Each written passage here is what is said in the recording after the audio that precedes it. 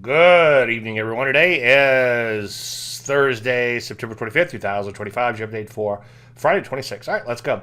Well, as far as new setups, I like this CIFR. Do wait for an entry. I'm going to show you why and talk about that one in just 1 second. Slight down day in the portfolio, but finishing much better than it started. In fact, let's just jump right in to the Landry list. Nice little TKO move in here. I like when a stock gets whacked, it closes on its butt like this, because if it comes all the way back up and triggers, there's a good chance it's going to keep on keeping on. And if it doesn't, there's a good chance that you avoid a losing trade. So it's just a pattern I really like.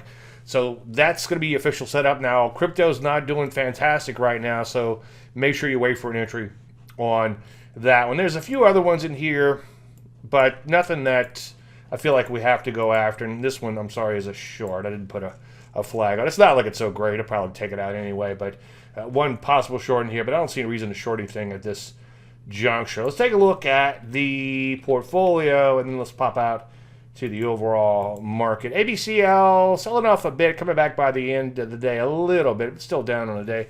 Looks like it's trying to find a bottom and base in here, and it still looks like it has potential longer term. ATAI, a bit of a disappointment, especially since we had such a spike, especially in pre-market trading yesterday, but coming in pretty hard, a gap lower. Obviously, honor your stops just in case, but let's just see how that one shakes out. It doesn't look horrible, but obviously not the action we want. KGC bouncing back a little bit, not too far from all-time highs. Longer term trend following mode there, obviously. KTOS, look at that, closed right at these all-time highs.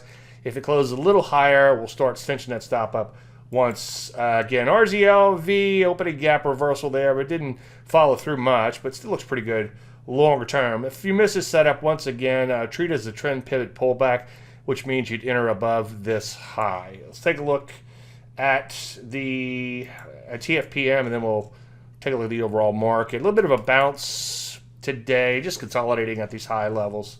So it looks pretty good longer term still. Now let's talk about the market, and there's quite a few things I want to drill down into sector action wise, so bear with me. First of all, the P's selling off a little bit in here. Recovery to close off the worst levels, down about 0.5% on the day. They could use a bit of a pullback though. So far, that's a good looking chart. NASDAQ Composite selling off a bit. It too just kind of pulling back.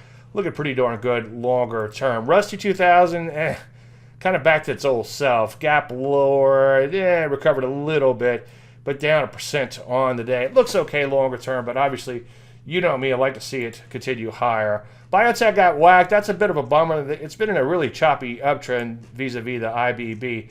It has been saying quite a bit. Still has a lot of overhead supplied to overcome. Additional weakness here would be of some concern, but let's just take things one day at a time. Stop if you heard that before. Take a look at metals overall.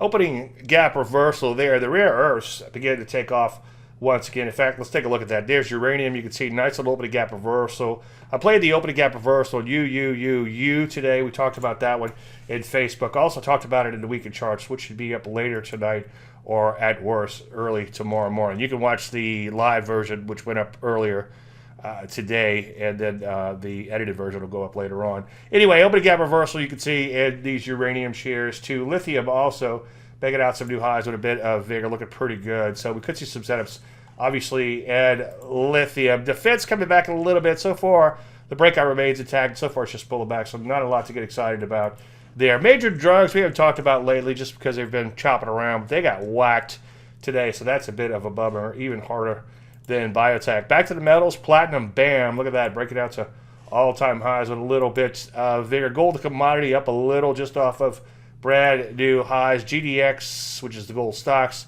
a little bit of a reversal today. It looks pretty darn good, kind of a bull flag in the works there. So these metals have been on fire as of late, and they're looking pretty good. Silver would be another one. Look at that, banging on new highs with a bit of vigor. Semiconductors, okay day there, opening gap reversal, ending in Flatsville, but looking decent nonetheless, especially given the fact that the overall market was a little weak. Telecom so far just pulling back, looking fantastic longer term. Energies are waking up a little bit. Unfortunately, they've got their work cut out for them.